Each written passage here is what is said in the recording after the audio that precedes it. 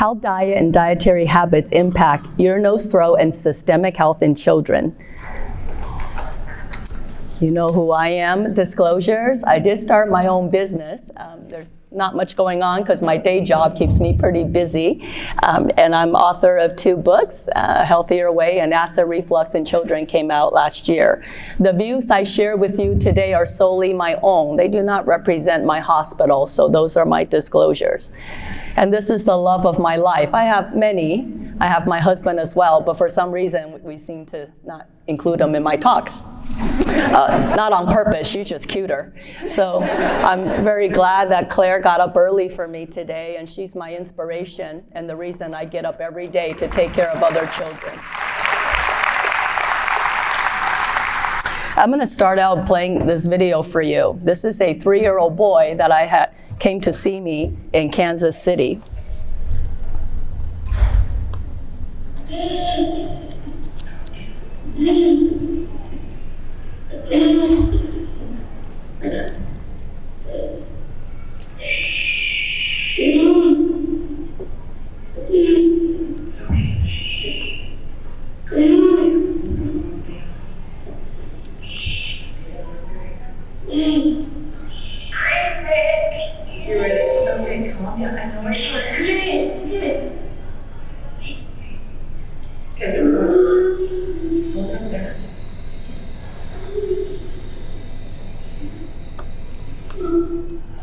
Okay, so you don't have to be a doctor to appreciate how many people, raise your hand if watching that made you uncomfortable.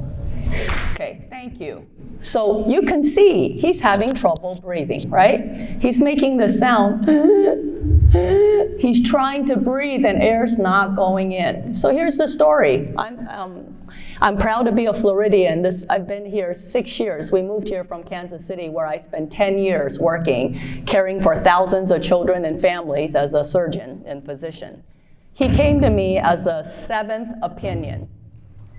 The child is only 3, born completely healthy, and he would have these attacks maybe 4 nights out of 7. It had been going on for a year. They've gone to every doctor, right? Pediatrician first, then the specialist, the lung doctor, the stomach doctor, the ER knows them. Because once a month, it'll be so bad, they call 911 and take the ambulance. And yet, every time they go to the doctor, sure, doctors are great people, they're trying. They would be told it's asthma. Here's more breathing treatments. And when you go to the ER, what do? They give you steroid. It's croup, right? So this is happening. This beautiful family, they're not sleeping at night. Would you feel safe to sleep at night, not knowing if your kid's gonna wake up doing that?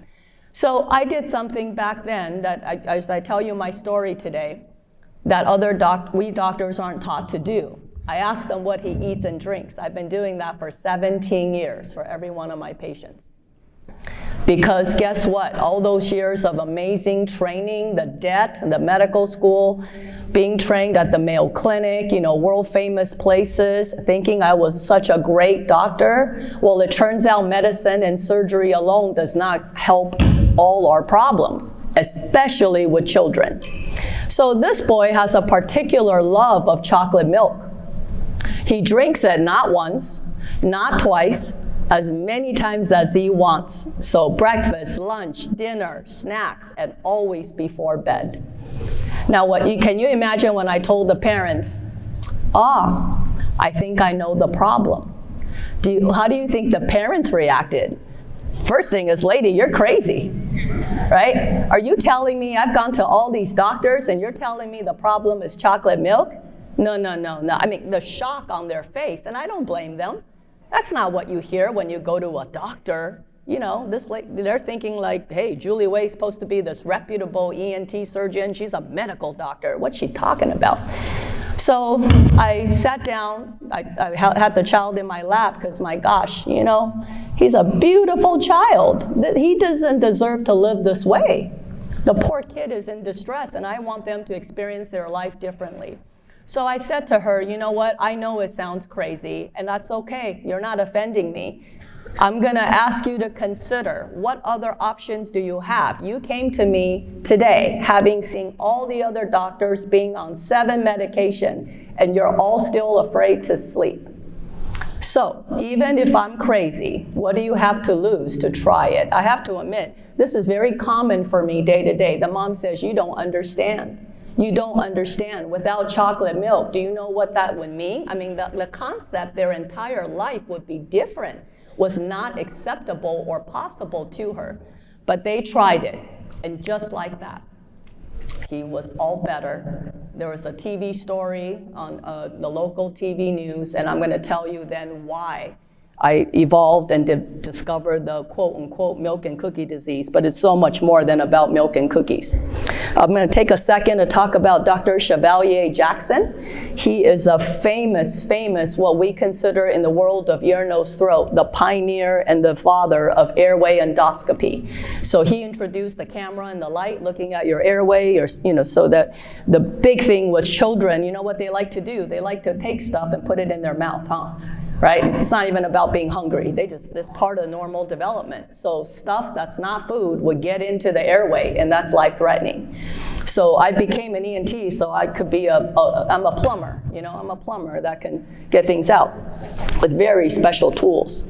So he is an innovator of these special tools, but what I love and am inspired about him is he championed issues that impact public health and safety. So in 1927, he introduced the Federal Caustic Poison Act. This requires that labels are put on products which was causing so much lye ingestion back during that time that would cause stricture. So children and people, adults, would die because your esophagus is burned and strictured and you can't eat. There was no treatment, but thanks to him, 11 chemicals plus lye were labeled. So my question to fellow physicians and public today is, we don't worry about lye ingestion anymore, but what is the greatest ingestion risk for the 21st century? And I'm gonna tell you, it's what we eat and drink every single day, right? We've just all become desensitized. So here's another story.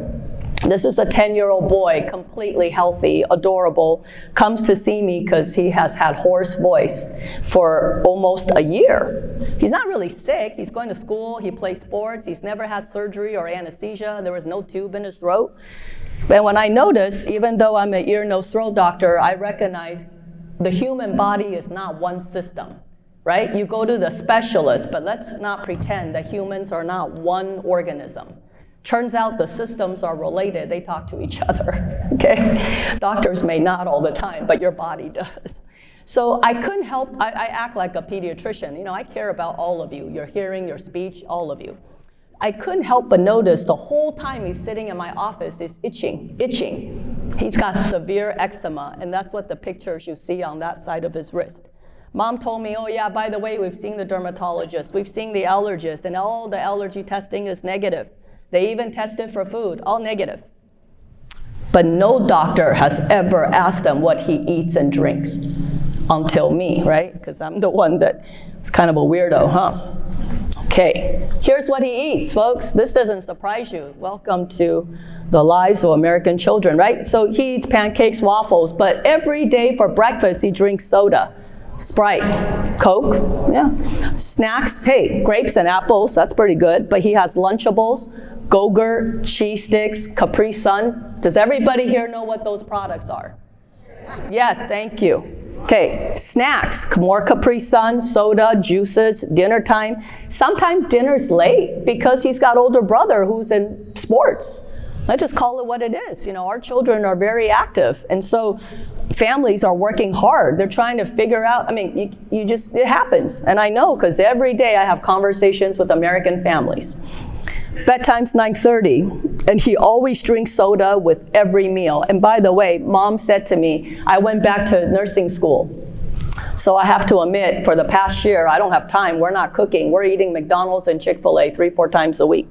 He rarely drank water. I'm going to say that again. You need to know American children rarely drink water. How many people here have children they care for that don't really like water? You got some. Okay. All right.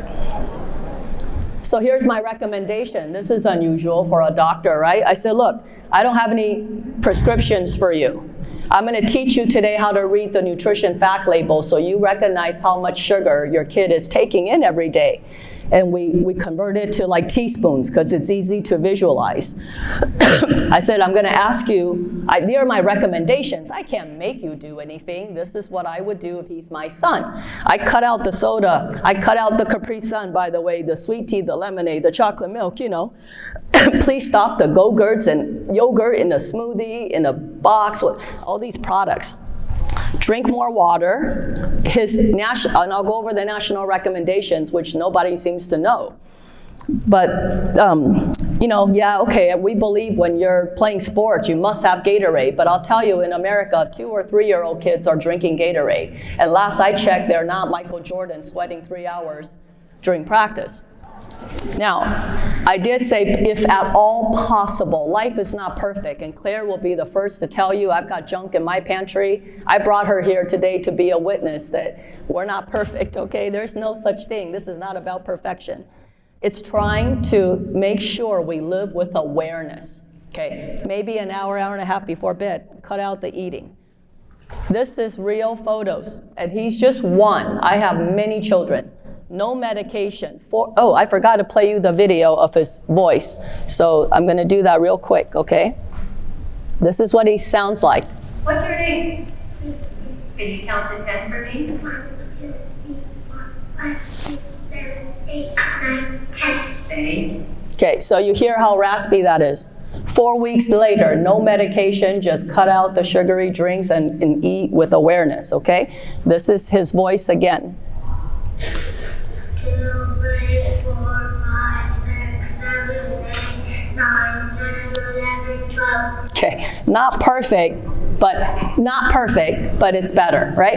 And look at his skin. You know what the mother said to me 4 weeks later when she came? She didn't even talk about the voice.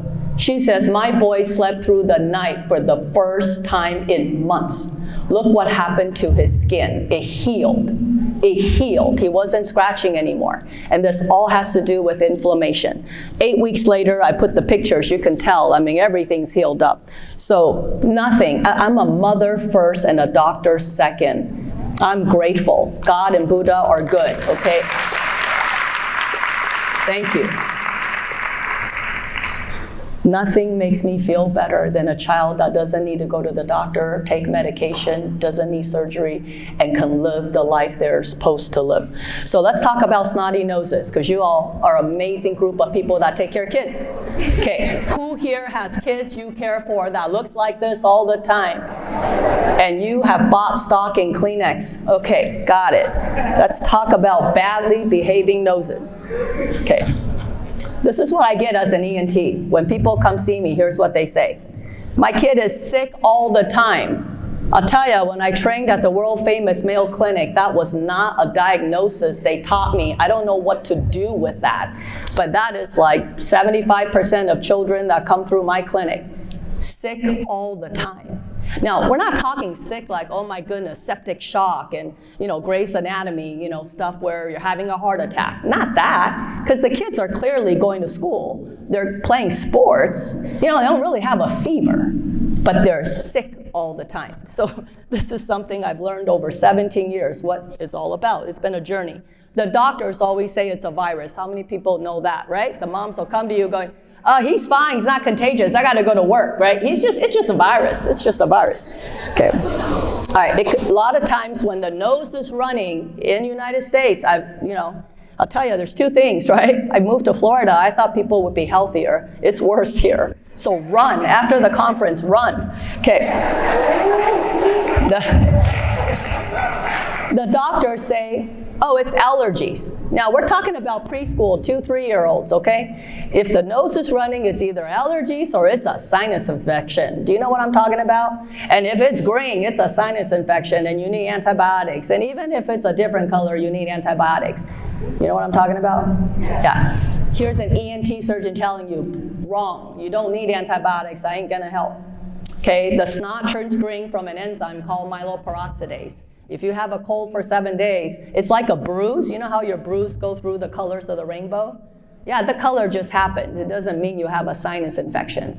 You know how I know that? Because when you're born, you barely have any sinuses. Half of your sinuses you don't even have until you're age 5. You can't have an infection of something you don't have.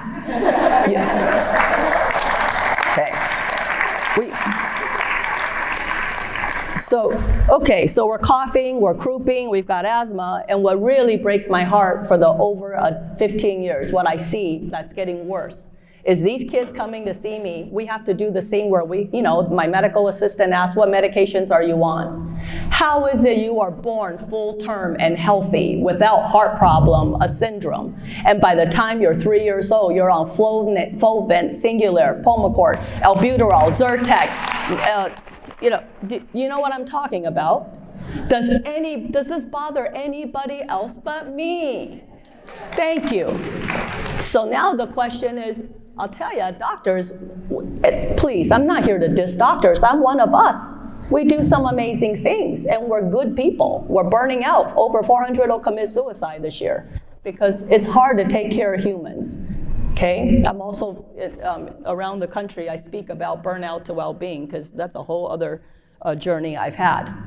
The problem is we're taught to prescribe, but how often does a doctor tell you a plan of when to take them off of medication?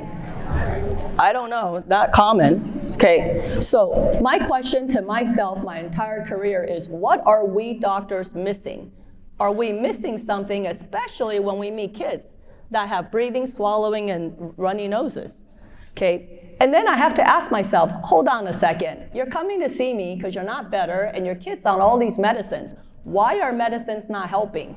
So logically, so I thought, medications are for a disease. Medications prescribed for a disease should work if you have the disease. We all agree on that. Okay, medicines won't work if you don't have the disease the doctor thinks you have. I want to be clear about that one. There's no reason that should work. Okay, and if you have inadequate dose, that could happen. So now medicine is so amazing. This new thing is called precision medicine. We're finding out in human population there's variations in how you metabolize or how your body breaks down medicine. So for some people, they break it down really fast. Then you need a higher dose. For some people, they break it down really slow, so you need a smaller dose. But we didn't know this before. We give everybody the same dose as everything all the time. And if it doesn't work, what do doctors do? We go stronger, we go bigger, we go more frequent, and we add more medicine. Yes? Yeah.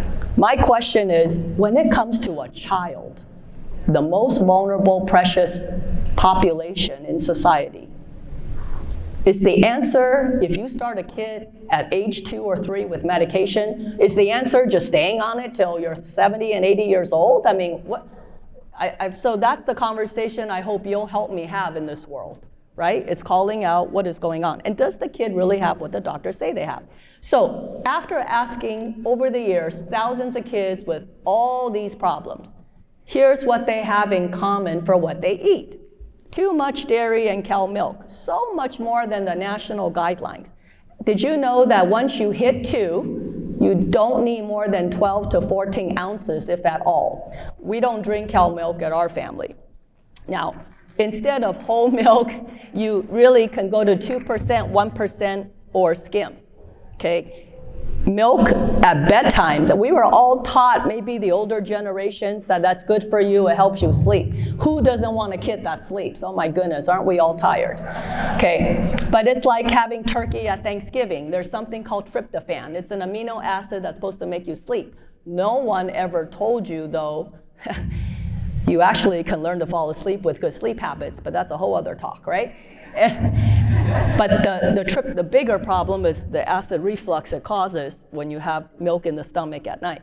So also I've learned, because I'm a mom, Claire taught me through being a mother how we think. When you're an infant, we feed every baby as you're supposed to. If they wake up at night and we feed them, we feed them. The biggest fear for adults is if my baby's hungry, they're gonna wake up. So I need to feed them so they'll sleep. And this continues after you're 1.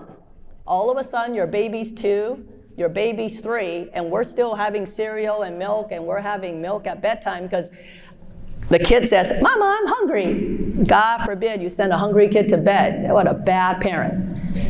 Then, also, you want them to sleep. The problem is you give them milk, and then a lot of my toddlers, 2, 3, when they wake up in the middle of the night, the parents are still giving milk in the middle of the night. And even as an infant or a toddler, when they go back to sleep, they're gonna have reflux, runny nose, and they wake up again. Of course, I mentioned not much water. I mentioned they're often picky eaters. So I have had my entire career to think about how I'm trained and where the gap is when taking care of children and families.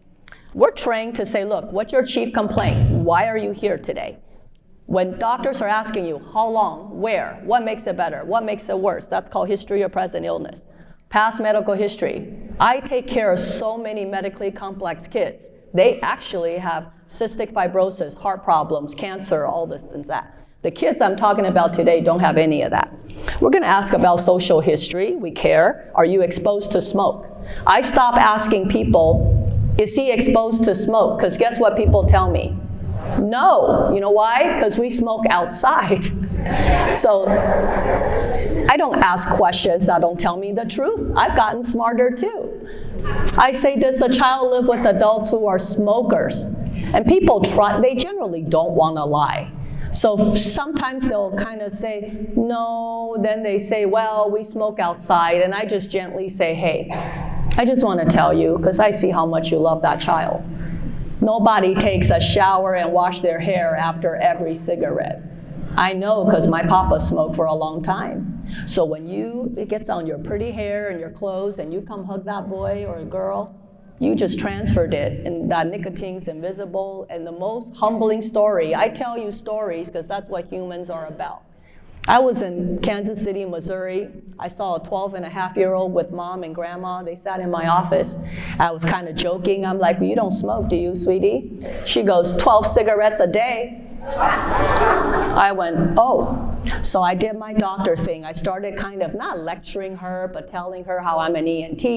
I trained in taking out your voice box and half your face if you have cancer. You know, I'm thinking I'm going that route, right? She listened to me, and then she said to me, stop talking to me. I don't know why you're talking to me. Talk to my mom and grandma.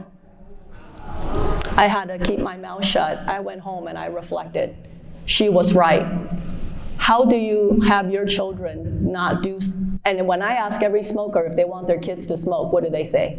Absolutely not. But if a child grows up and that is okay for the people that raise them, then it's okay, right? So it's just made me a much better doctor, I think, or be able to influence and make greater impact to do that. So bottom line is doctors are taught to do doctor people. Doctors are not taught about nutrition, how sugar and dairy become acid. The term milk and cookie disease is about dairy and sugar because it all becomes acid. Sugar increases inflammation. So the current diet we have today, the American diet, it really is all about acid reflux and the epidemic of it. So I've learned, how do you talk to parents to help them understand why it matters to pay attention to what you put in the shopping cart, why it matters, and how do you make time to just make some adjustments. So I ask all the time, right? How much milk do you drink, right? What kind? How much juice? What kind of sugary drinks? I'm gonna say things like, is this in your house right now? Do you buy this stuff? Because if you don't ask, they don't volunteer. Okay, so I already mentioned what they eat. Now children, they love patterns, right? They have a habit. You don't mess with their routine because you're gonna get an angry toddler screaming maybe, yeah? It's so fun. I have mothers that sometimes will send me videos of a 2-and-a-half-year-old screaming in the kitchen, throwing the cups of water because they want their juice. It's very amusing. Yeah, for me, because I'm not in that house. I cannot tell you how often when I ask, the adults admit they make a different meal for themselves than what they make for the kid. Now, I know I'm from Taipei, Taiwan. I grew up there for 10 years before I moved here.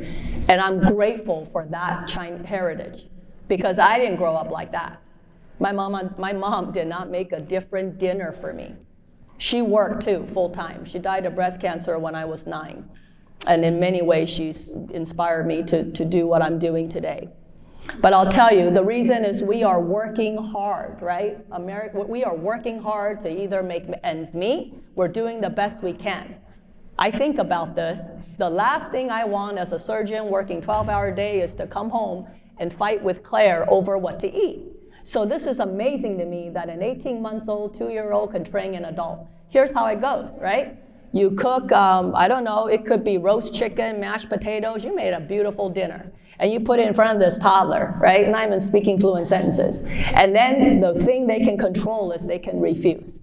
They push it away, they shove it away. You put it there, they push it away. Man, you are tired. You just want to get dinner done, okay? So at some point, somebody's got to give in. And it turns out they're not so tired. They don't give in. So you give in first. And when they refuse, then you go, okay, fine. So you keep offering till there's something they like. And once they like something, the next night comes around, and this time you put on broccoli and fish and good stuff. And the kid's really smart. The kid goes, I ain't eating that. Okay? And then we fight a little bit again, and next thing you know, they say, I know you got stuff that I'll eat. And they just wait it out. And when that chicken nugget and mac and cheese comes back out, yeah. Okay, so all of a sudden you're conditioned, and the parents become, they'll tell me, they'll show up and say, my kid is so picky. They're victims of a 3-year-old, a 4-year-old, and a 5-year-old. I'm just so in awe of how smart children are.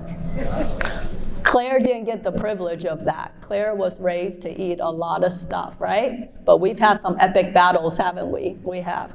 Yeah, she's an expensive eater. Do not take her to a restaurant. She'll order foie gras. Don't do it. But we love Chick-fil-A. We go there sometimes too. Okay, real quick on the yogurt. Look, this is not my full-time job. You can Google, you can find, there's a lot of this going on. There's a book called Sugar, Salt, and Fat. When I first read it 10 years ago, it opened my eyes.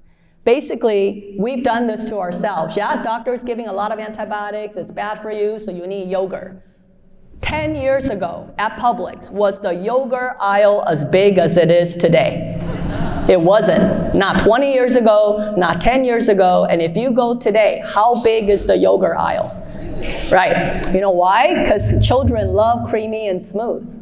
It's industry, right? Multi-billion-dollar industry. So when you see, it turns out we are totally influenced by marketing. So when you see beautiful, healthy images of toddlers eating yogurt, you know, it makes you feel good. And now there's all these pouches.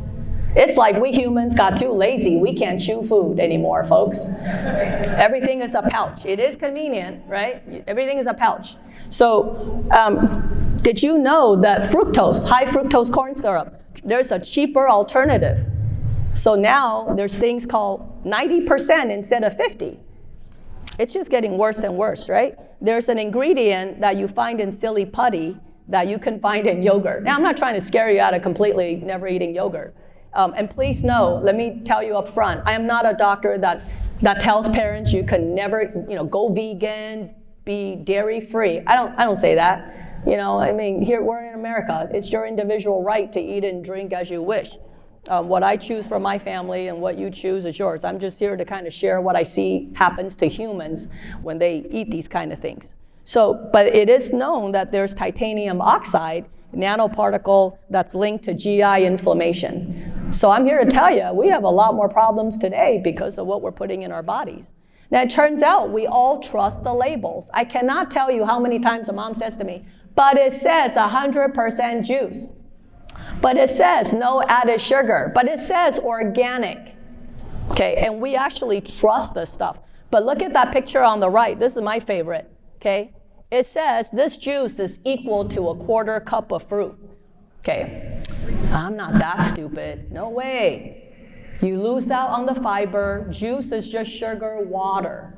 Okay, and it's not the same as fruit. So I did raise Claire. We have fresh fruit with every meal, because in Taiwan, when you come to visit somebody, the most welcoming thing we can do is just cut like 5 pounds of fruit and put it right out. Okay. So what's interesting is I married a Caucasian man who didn't who wasn't raised that way, so I'm food obsessed, and I'm always like, honey, have a pear. Honey, have fruit, right? Don't I always offer daddy fruit? And my husband says, I'm not hungry. And I said, hunger has nothing to do with it. Just eat the fruit, okay? So, kind of a fruit Nazi, you know, so if you come near. So, yeah, but we have so much fresh fruit. So, you know, I'm pointing out the labels, and I'll go over how to read them. The bottom line is, if a child drank that bottle of apple juice, they pretty much consumed about almost 9 teaspoons of sugar. If they drink Yoo-hoo, which is not even milk, by the way, that's 10. And basically, because we don't teach this in school, I'm here to tell you that in grade school, junior high, high school, we got to teach this stuff so people know how to take care of themselves and what they're putting in. But, you know, maybe it's important to memorize capitals in the world. I don't know. That's what they taught Claire, too. So, okay, American Academy, I'm not making this up. These are national guidelines, okay? This just got updated last year. No Jews younger than 1. And there are other issues. Families will tell me, but that's what they gave me at WIC. So that's a whole other discussion about policy and lack of alignment. Between ages of, honestly, I tell parents 2 and 6, you should not have more than 4 to 6 ounces in the whole day. Whole day. They kind of look at you because I'll ask on the front end, how much juice does Johnny drink? Oh, you know, 3, 4 cups, 8-ounce cups, so that's 32.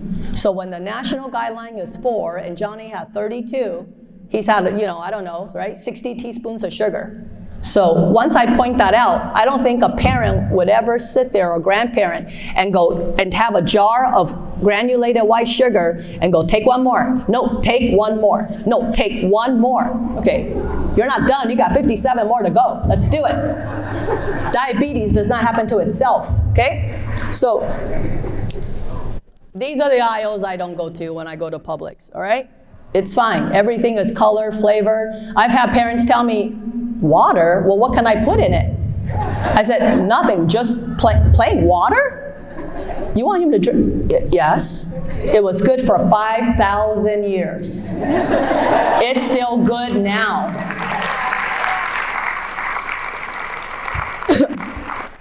Now we get creative, right? Claire, we cut up fresh fruit, put it in. Claire want to feel like she's at the spa at the Four Seasons. Fine, you know, we infuse it. You can put ice. Some kids like ice. You know, you could use cool straws. I mean, we shouldn't have to work this hard, but unfortunately we do. But we do, okay? So here's the thing. If milk is good for us, the more is better. This is what I learned. If a kid is not a good eater, might give them all the milk they want because they're not good eater. They need nutrition. And yogurt's good for us. That's what parents believe. Now, look at this. I've been reflecting a lot about marketing, too. That white mustache. Granted, post-World War II, during the Depression, I mean, you know, the dairy industry is big, it's powerful, so is so many other industries, right? They subsidize, the government subsidizes dairy and sugar, but that's a whole other conversation. And then I started looking at these pictures. I'm like, wow. Did you know drinking milk makes you sexy? And makes you have a 6-pack. And by the way, whoa, right? That's the problem. I grew up in Taiwan. Only rich people had milk. I got nothing. I missed out. Okay, but whoa, it gets better. Look at that. Okay. If I thought milk would turn me into a blonde with voluptuous whatever, I would have been drinking gallons of it all the time. But no, I look like this, and I don't drink that. Okay. But this is what happens. How adults choose to feed their children are based on what we believe. So if celebrities drink it, it's good. Drink it at bed, etc. We've talked about soda. None of my business, but I don't know you, but I love you anyways. If you are drinking soda, I'm just begging you to think about what you're putting in. Okay, I'm going to read it to you because you probably don't read this. That's why you drink it. High fructose corn syrup is the #1 ingredient. Caramel color. Phosphoric acid. The word is acid. Okay, and then natural flavor, caffeine. Okay. Next time your doctor tells you have acid reflux and you're still on that pill for months and months and months, it ain't gonna work against the acid you're putting in. Okay, so we'll talk about that in a little bit. This is the lowest pH. This is the most acidic thing that's man-made. So sugar is more addicting than cocaine. Did you know that? Raise your hand if you knew that. Excellent, excellent. This is a very aware. So what hurts me and upsets me and makes me angry, and why I'm launching my Healthy Kids movement, is that we're starting so young. And these babies that come out in the world, it is not right to get them addicted at age 1 and 2 to sugar, and they can't get off of that. I won't have time to play a video. Basically, it's how much sugar is your child drinking, and I mentioned that earlier. There's so many other things we put in. So I've made it a habit. I had to teach myself many years ago. I'm the weirdo at Publix taking pictures on the back of everything at the food label, so I understand how much sugar is in everything. Basically, we mentioned other reasons. We give in because of guilt. We work all the time. I want to make my kid happy. Does anyone know that phrase? I wasn't raised like that. But we do that. Not having limits, overwhelming, with marketing. And then, this is just tough nowadays. It's very different. So when you look at the new label, this just got revamped. I just want to point out, I don't know if I have a laser pointer, but if you can see under sugar, now it says total sugar, and then it says including added sugar. Just know one number. Every 4 grams of sugar is equal to 1 teaspoon. Okay, so a can of Coke, if it says 40 grams, and it's not even real sugar, it's high fructose corn syrup, you just go, if I drank that can of Coke, that was 10 teaspoons. So I think once parents have a visual of that, and the reason I'm anti-apple juice, right? Kids love it. You know why? Very high sugar. Okay, so once we started decreasing dairy and sugar in patients, guess what? Nose is better. They are not stuffy all the time. They stop snoring. Their asthma is better. They stop having croup. They don't have sinus infections. They actually sleep better. Real quick about teenagers. You may not be taking care of them in the home child care setting, but you may have them as people in your lives, okay? Here's what they come see me for, an ENT surgeon. Chronic fatigue. I don't have an operation to help that. But they come to me because of headaches and, maybe they have sinus infection. I don't know. They're dizzy, right? Get that a lot. Here's what I find out. I'm so worried. Claire's 13. This is when I see the change. They start skipping breakfast. They also don't eat lunch. They tell me the school lunch is disgusting, so they don't eat it. So now you skip lunch, you skip breakfast, or they eat pizza and buy the vending machine, right? And when they come home, they binge because they are starving. And after they binge, they get tired. They either take a nap, and then they are tired, so they drink energy drinks. Okay, so now we're in the cycle, and then they stay up late because of Facebook and, Instagram and stuff. And when they're up late, they snack late. So they're not living a healthy lifestyle. No wonder you're tired, right? They're not paying attention to this. And oftentimes their eating habits mimic the adults, right? So this is what I do. I'm still a surgeon. I operate when I need to. But I really explain about reflux. I need you to know the difference. In adults, you can talk to each other. If you guys party late last night, had some alcohol maybe, had great food, you may have acid reflux. Go back to the other slide. Go back to the other slide.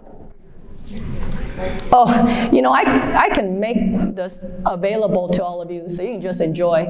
Yeah.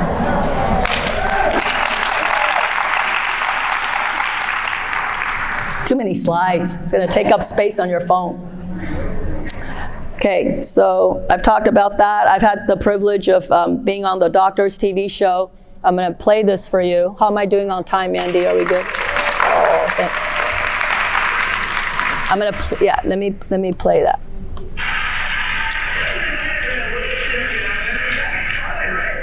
Is there a new condition that making parents concerned? It has nothing to do with weight. We're joined by a pediatric ENT doctor from the Lourdes Children's Hospital, Dr. Julie Way. She's calling this the milk and cookie disease. Say it, is it so? I coined the term the milk and cookie disease because I came to realize that our children's diet can have very high dairy and very high sugar. So this really isn't just about milk and cookies, but it's what happens to your child is by eating foods that are too high in dairy and sugar, along with eating them at the wrong time. So specifically, too close to bedtime, and that can lead to many symptoms affecting the urinose throat.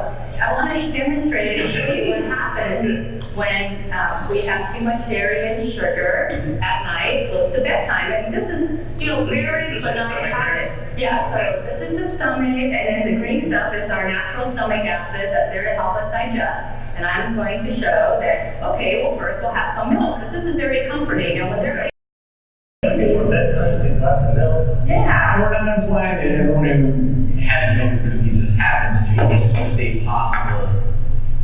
Absolutely. Yeah, sure. So what goes better with milk but sugar? So as we put that in, we start to have quite a bit of exciting things going on down there. And I tell families, look, when we're sleeping, our gut wants to rest.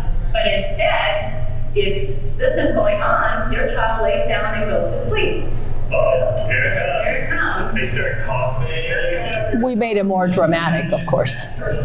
It is TV. Causing cough, exactly. This is basically heartburn reflux. This is all about reflux. So kids will come to me with sore throats every morning, but they never have a fever. They go to school the next day. But they don't have good quality of life because of this. And then, so imagine the stomach now, your child goes to bed. So as you're laying down, all the stomach content, because it takes 4 to 6 hours to digest, now it's going to come back up to your throat. And so this is reflux, and I really think that we as parents, myself and the physicians, we need to help empower families. I've had so many kids with these kind of symptoms that we thought, well, maybe he's allergic to dairy. We test him, he's not allergic. Maybe it's lactose intolerance. We test him, it's negative. This is maybe another explanation why it didn't agree with me. So are you taking the patients completely off the dairy for the day, or are you saying after lunch, no milk, or no sugar? What is your recipe for milk and cookie disease, basically? The takeaway message is not that you can never have milk and cookies. I'm not here to ruin children's childhood. It's about trying to have it earlier and really learning how to read the food label, teaching our children not to have too much sugar. So when I talk with families, I say, look, we'll try to have milk and cookies after school or on weekends as a treat, but not before bed. So I recommend at least 90 minutes or 2 hours before bed to try to learn the habit of not eating again. I call it the kitchen is closed. So the kitchen closes at 7. But we all know kids are hungry, so no mom or dad want their kid to go to bed hungry. So if they won't. So swap out good snacks for the bad snacks that are really high in refined sugar. And Jim, got some examples of things that are hearty and still tasty, but you're not going to necessarily get this massive sugar overload that's going to cause that reaction. Yeah, some whole wheat toast, whole wheat crackers, fruit, especially melon. It's really, really filling stuff. And anytime your kids are having recurrent symptoms, do keep a food journal, because we're learning more and more about how food can either cause illness, prevent it, or stop it. Let it be something that stops disease, not causes it. Dr. Wade, thank you so much. Thanks.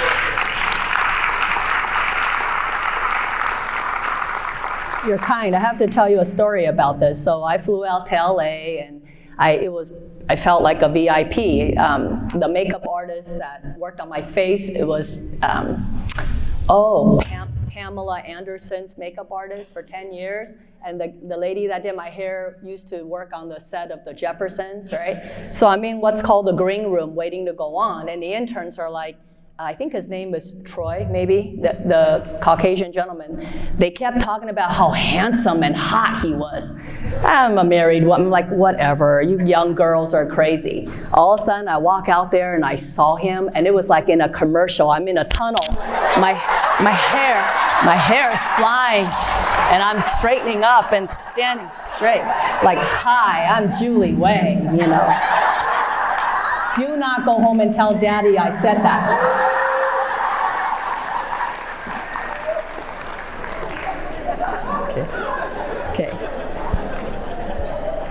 Okay, so real quick, milk comes out of the fridge. It's actually neutral, pH of 7. It goes in the body. Your body temperature is 98.7. As soon as it gets hot, have you ever had milk? Just leave a glass of milk out on the sidewalk today and let it curdle. It gets really sour and nasty because it gets really acidic when it's warm. And I bet you won't drink that milk when it's been sitting out there for a few hours. So what happens is humans have what's called gastric emptying time. You put food in your mouth, you swallow it, you don't think about it again. But it takes a while to go from the stomach to the intestine. In fact, it takes 4 to 6 hours. Okay, it takes longer if you have diabetes, if your stomach is bloated, or you're sick. If you exercise, have fiber, drink a lot of water, everything moves better. But what determines how long it stays is the number of particles in the liquid. That's called osmolality and what's called carbohydrate. This has all been proven by research. I'm not making this up. And there's a reason why if anybody here has had anesthesia and surgery, what do they tell you? Nothing to eat after midnight. It's because you might vomit, drink, going to sleep, and that's life-threatening. Okay, so that's called gastric emptying time. What I need you to know is, you know this, if you had, pasta Alfredo, the carbonara sauce, right? Really rich, wonderful food, high in butter. Tasted really good going down, but it sits like a brick. It stays a long time sometimes, right?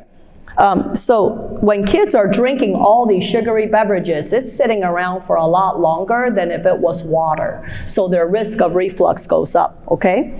So the kitchen is closed. And who would have thought as an ENT surgeon, I figured out the nose and the stomach are BFFs. Tonight, when you brush your teeth, I want you to do something for me. I want you to take that toothbrush and go back a little further till you gag. I know that's an odd request, okay? So as soon as you go, I want you to count how many seconds till your eyes water and your nose is congested. And that's because there's 2 nervous systems in the human body. One is sympathetic, one is parasympathetic. The digestive tract is worked on by the parasympathetic. But that also causes congestion and runny nose. So when you've got stuff going on and acid reflux, your nose runs. So remember that slide with all those kids with the snotty noses? I promise you, you ask those parents, they're having milk at bedtime or drinking a ton of juice. You cut that out and the nose just clings up and they can breathe and it's amazing, okay? By the way, my husband's like 6'1", 6'2". He never has reflux. He's got this much room between his stomach and his mouth, okay? One of the reasons I figured out, this is not rocket science, we're not going to the moon, folks. When you're a baby or a child, the distance from the stomach to the mouth is not very far. And you're sitting in a car seat and there's pressure, you know, and I tell the moms of these boys with the Buddha belly, don't wear that elastic band, you know, that's so tight. So there's all those things that make them more prone to reflux, right? Couple of things I've learned, you know, adults, and the doctors reinforce it. If a kid is skinny, they can eat whatever they want. False, okay? I have a lot of skinny kids that eat a ton of sugar, and even though for some reason they're not obese, they are sick, okay? Also, they're told by doctors, any calorie is good calorie. I disagree with that. I think, you know, we're not only building bad habits, they can have significant inflammation.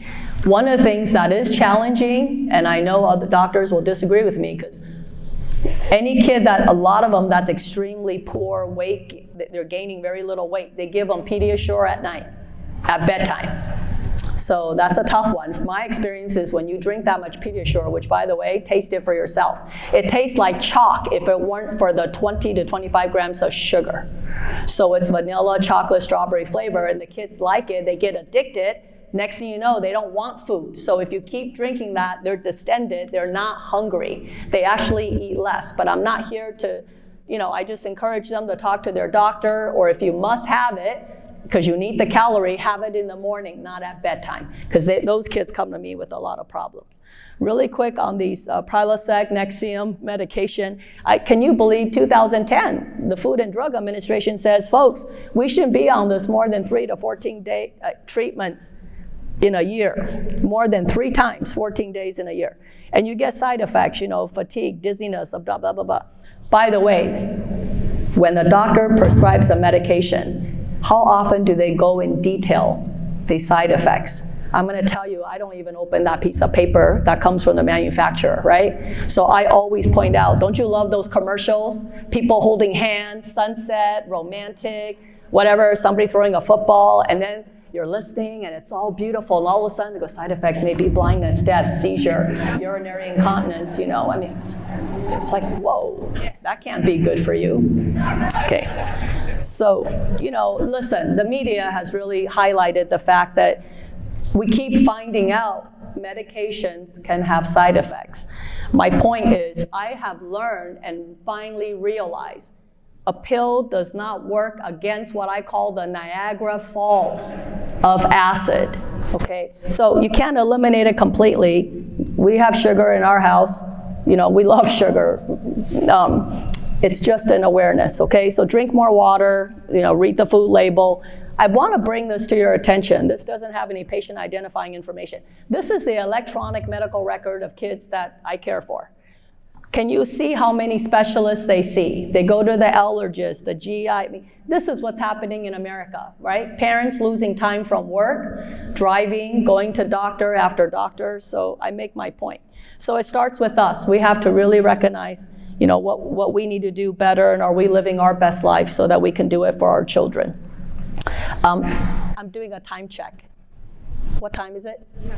10 minutes, okay. I want to just really quick talk about the science behind it. Yes, I can be maybe you think I'm an entertaining speaker, but for me to impact thousands to millions of lives, I am first a physician, a researcher, a scientist as well. So I have published papers about trying to teach other doctors and the public. A runny nose and a stuffy nose is not a sinus infection. I measure the quality of life in children that come to me with sinonasal issues, symptoms, emotional distress. And basically, after decreasing sugar, dairy, the things I've talked about, we found that it improved their quality of life. And by the way, a lot of my studies these kinds of studies don't get published. I'm well published in the traditional topics, things that are related to food and diet. That's not mainstream or scientific enough. So, I'm a salmon swimming upstream. I looked back at 3 years in Orlando, 54 children, average age is about 6. 21 of them had coughed somewhere between 3 to 12 months. So I see a lot of chronic cough. There's no surgery to fix that. 13 of them coughed daily, every day, all the time for over a year. So I did diet counseling on them. 19 of them out of that whole group did come back to see me. They follow my recommendations. So obviously, not every family is going to believe me or do this. But if they followed it, almost 70% reported completely. The cough was completely gone. No medication. Okay. So that group of 54 kids, during that study period, they went to 189 visits to the specialist. You think about the healthcare burden and where the tax dollars are going to. And when we talk about the billions spent in healthcare and how our system is not sustaining this is why diet is important. Real quick on sugar and inflammation, this has been proven in animals and humans. 1 soda per day will increase inflammatory markers, insulin resistance, and your bad cholesterol. 1 soda a day for 6 months will give you what's called uric acid, and that triggers inflammation. It's a cascade. Once the inflammation starts, it's continuous. Okay, same with fructose. There's just all kinds of things that are scientifically proven. Has anyone been watching Chernobyl on HBO? Okay, it's pretty intriguing, right? Science and facts they're not untrue just because we don't believe them or decide to ignore them, yeah? So I will just share with you. So I did a pilot study. I currently submitted a fund to the NIH, hoping to get $250,000 to study inflammation in children. What I decided was I want to prove a relationship between the nose and inflammation in the body. So the markers that we can measure in the blood that increase inflammation will decrease if we cut your juice and sugar, and your anti-inflammatory. We also have soldiers that fight inflammation. Those should go up. And I checked their cholesterol and all that stuff. So I took a bunch of preschoolers, but it was a very small study. This is not, in the scientific community, big enough to make any difference. Because they needed to have blood drawn twice, not everybody completed the study. So I had a control group with no nose problems and another group that had always runny nose problems. So I checked, blue is good, right? Anti-inflammatory. Red is bad, but basically I checked their cholesterol and all that. 14 days. All I did was for 14 days, ask the parents to cut the juice way down. Okay, and so we decreased their sugar. I gave them standard cups. We kept a daily diary for 14 days, and they average about 50 months. Okay, so these are preschool kids. And what you can see, the difference between the two groups is the group that had the runny nose, on an average day, they were taking in 83 grams of sugar. So if you divide by 4, that's about 20 teaspoons. The control group that didn't have the runny nose were only taking about 53. So basically, this was just comparing their quality of life. The color in the red, I just want to show it's higher. They have more symptoms for their sinonasal issues compared to the other group. And I won't bore you with all these graphs, but after reducing sugar and juice, if you look on the right-hand side, you can see the red bar coming down lower. So basically, scientifically, I'm trying to demonstrate what I've just shared with you during this talk. What's interesting is triglyceride was very high. That's fatty acids. Adults usually know that because when you go to your doctor, you get checked up. Triglyceride was high and associated in kids who drank more sugary drinks. And then after reduction on the right-hand side, you'll see the triglyceride dropped, and it was almost the same as the controls. Okay, inflammatory markers. I'm going to just tell you that there's something called alpha tumor necrosis factor. We found that after cutting sugar, it decreased. I'm not saying that they're pro-cancer if they drank juice. I'm simply telling you about inflammation. So bottom line is, look, by diet counseling, parents were able to reduce sugar in the kids by 43%. Parents and caretakers want this information. Oftentimes they tell me, why didn't someone tell me? Once you tell them, that everybody wants to do the right thing.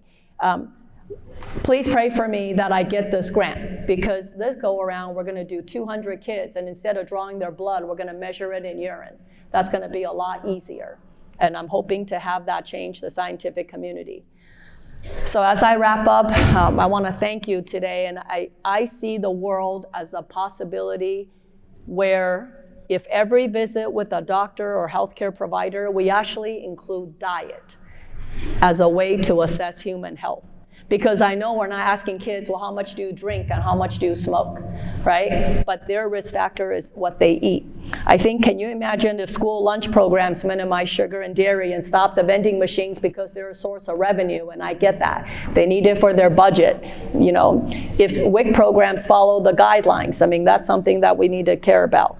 But I do think that we do this together. The kids are at school all day. When they come home, they're with you.